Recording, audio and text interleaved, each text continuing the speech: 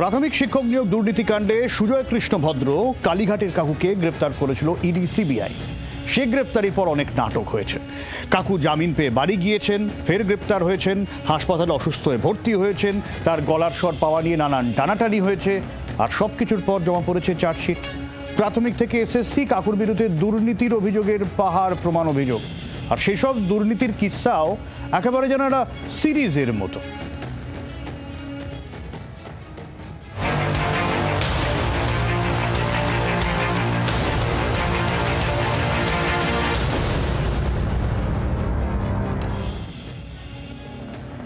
চাকরি চুরি হয়েছে, সেই চুরির টাকা ফিরিয়েছেন কালীঘাটের কাকু, আর টাকা ফেরানোর জন্য জমিও বিক্রি করেছেন।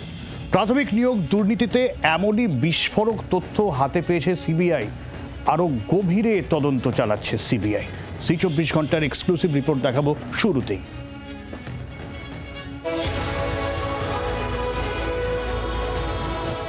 প্রার্থী to agent, agent to sub agent.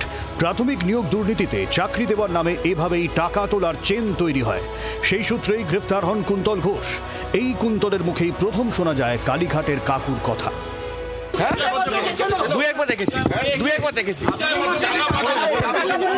কাকু হচ্ছে আমার বাবার ভাই, কাকু হচ্ছে আমার বাবার ভাই।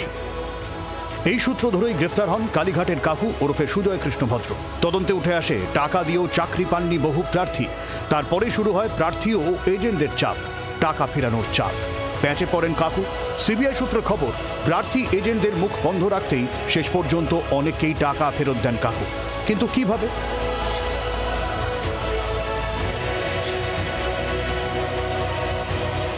বিপদে পড়ে এজেন্টরা, কারণ অনেক প্রার্থী তখন তারা চাকরি পাননি, অথচ টাকা দিয়ে দিয়েছেন। সিবিআই সূত্রে খবর যে তাদের মুখ বন্ধ করার জন্য জমি বিক্রি করা হয়েছে। জমি বিক্রি করেছেন কে? সুজয় কৃষ্ণ ভদ্র ওরফে কালীঘাটের কাকু।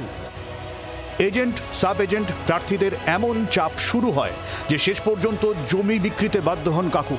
সিবিআই সূত্রে দাবি, কাকুর সংস্থার নামে বেহালা এলাকায় 37 কাঠা জমি ছিল। চাকরি চুরির টাকা মেটাতে সেই জমি বিক্রি করেন কাকু। জমি বিক্রির 3.5 কোটি টাকা ফেরত দেন। এজেন্ট সাব এজেন্টের মাধ্যমে ফেরানো হয় চাকরি প্রার্থীদের। প্রাথমিক নিয়োগ দুর্নীতি তদন্তে নেমে এই তথ্য হাতে এসেছে সিবিআই এর। সম্প্রতি আদালতে পেশ করা অতিরিক্ত সাপ্লিমেন্টারি চার্জশিটেও এই তথ্য উল্লেখ করেছে তদন্তকারী সংস্থা।